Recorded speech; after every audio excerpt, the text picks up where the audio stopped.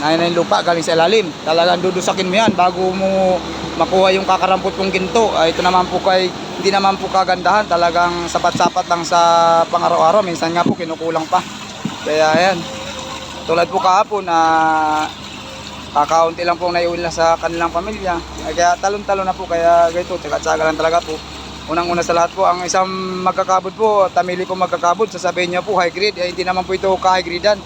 Talagang ito po ay nagsisimot lang po kami dito. Kasi sa presyo po ngayon ng ginto, napakamahal. Pero naman po napakahirap naman po hanapin ang ginto. Kaya na yan. Ayan, talagang dugo at pawis talaga po ang ipupuhunan mo bago mo makuha ang kakarampot na ginto. Ayan guys. Ayan, talagang tsatsagaan mong dusak-dusakin ang iyong mga kamay.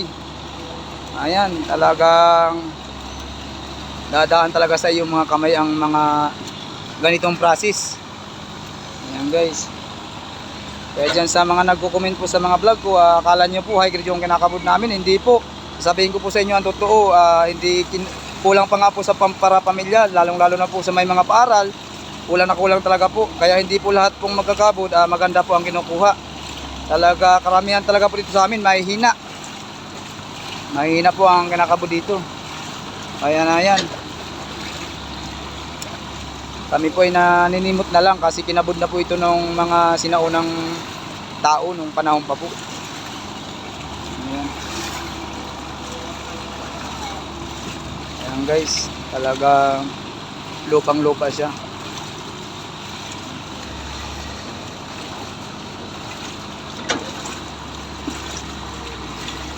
Ayan guys, hindi natin guys abangan na yung pag-ahon ng mga magsisisid kasi hahaponin tayo guys. Lalakad pa tayo, uuwi pa po tayo. Kaya next vlog ko po, bibidyohan ko po yung yung pag-ahon po ng mga magsisisid. Kaya hindi na po natin mabibidyohan sa pag-ahon po nila kasi tayo po ay uuwi na, gagabi na po at baka abutin pa po tayo ng ulan.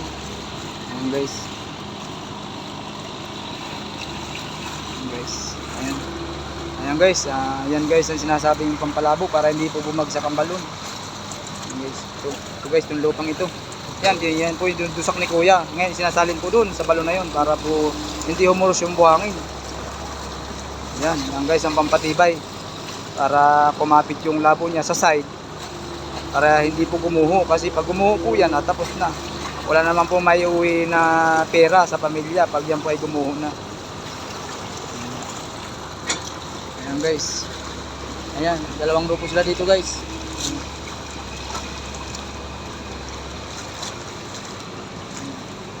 Tiis guys. Ayan.